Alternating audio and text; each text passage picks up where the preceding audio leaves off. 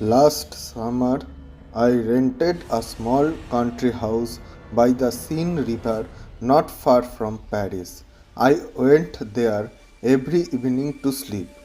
Before long, I met one of my neighbors, a man around 35 or 40, the strangest person I had never ever known. He loved the river more than everything. He was always near it, rowing, swimming, or just watching the water. He used to say he must have been born in a boat and would probably die in one too. One night, as we walked along the river, I asked him to tell me some stories about his life on the water. He suddenly came alive, his face shining, his voice full of passion. The river, he said, is everything to me. You people from the city don't understand it. To us who live beside it, the river is mysterious, deep, and strange. At night, it's full of sounds and shadows. You think you see things that are not real. You feel afraid, but you don't know why. The sea, people say, is dangerous but fair. It roars and shows its anger. The river is quiet and treacherous. It flows silently, endlessly. That silence is what frightens me most. I have seen the river beautiful, shining in the sunrise, whispering softly through the reeds, but I have also seen it dark and deadly. Then he said, let me tell you about something that happened to me here 10 years ago. He began his story. At that time, I lived in the same house I do know now. One of my friends, Louis, lived a few miles farther down the river.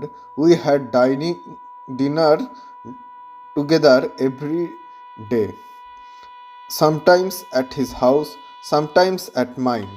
One night, after dining with him, I was rowing home alone. I stopped near a place where many reeds grow, about 200 meters before the railroad bridge. The night was beautiful, bright moonlight, still water, warm air. I felt peaceful and decided to rest a bit. I dropped my anchor, lit my pipe, and sat back in the boat. Everything was silent, even the frogs were quiet. I began to feel strange. The silence was too deep.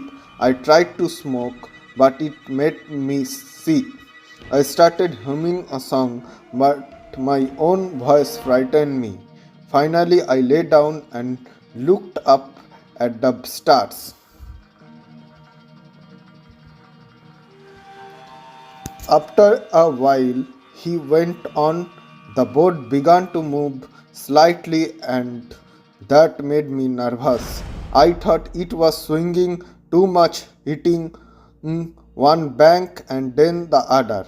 Then it felt as if something was pulling it down, as if an invisible hand was dragging it underwater.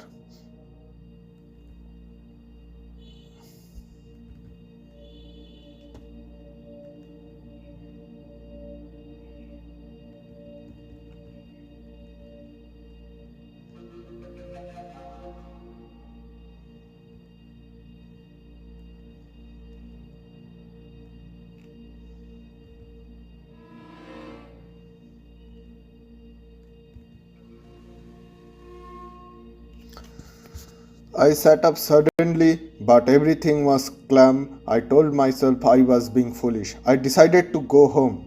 I tried to pull up the anchor, but it was stuck. I rowed around to loosen it, not no luck.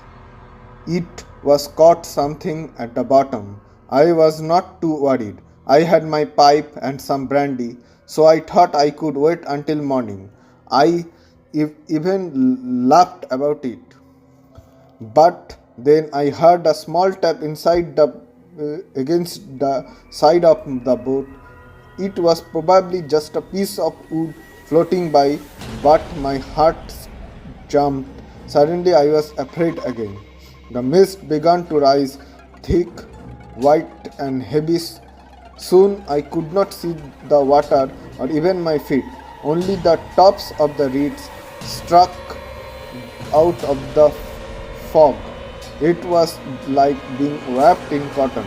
Then horrible thoughts came to me. I imagined things swimming under the fog, strange creatures trying to climb into my boat. My heart pounded. I wanted to jump into the river and swim to shore, but the idea terrified me. I knew I would get lost and drown. I tried to be brave. I told myself there was nothing to fear, but another part of me, the weaker part, was sure that something terrible was near. I could feel it. To calm myself, I shouted as loud as I could, calling for help. Only a dog far away answered me. Then I drank more brandy and lay flat in the boat, not daring to move. For a long time I stayed like that, awake, frozen with fear. Finally I sat up carefully and looked around. What I saw then I will never forget.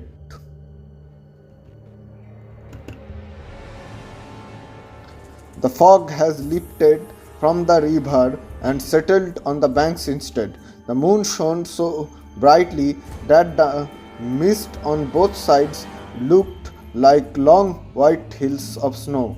Between them, the river glittered like silver fire. Above it all hung the full moon, enormous and glowing. The frogs had started croaking again, and their voices echoed everywhere. It was so strange and beautiful, I forgot my fear. I don't know how long I sat there staring before I fell asleep. When I woke up, the moon was gone, the sky was grey, and a cold wind was blowing. I tried again to pull up the anchor, it still would not move. After a while, I saw another fisherman and called to him. He came over, and together we have tried to lift the anchor. It was struck fast. We shouted for help, and another man joined us. Finally, slowly, the anchor began to rise, but it felt heavy, far too heavy. When it finally came to the surface, we saw what held it down. It was the body of an old woman, a stone tied around her neck.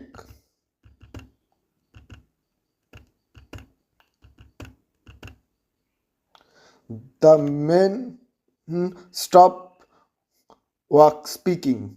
The river flowed quietly beside us. I shivered. He added softly, "That's why I will always love the river, but I will never trust it."